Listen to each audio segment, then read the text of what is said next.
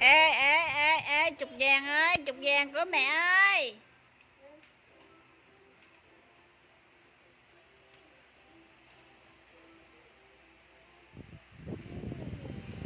What do you think?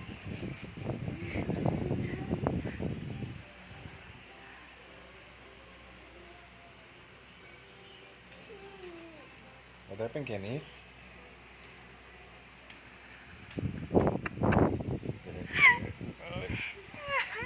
Oh, shh. Gớm quá.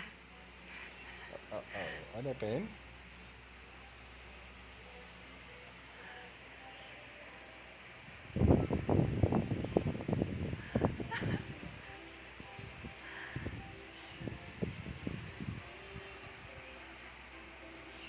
Yeah. Oh, very good.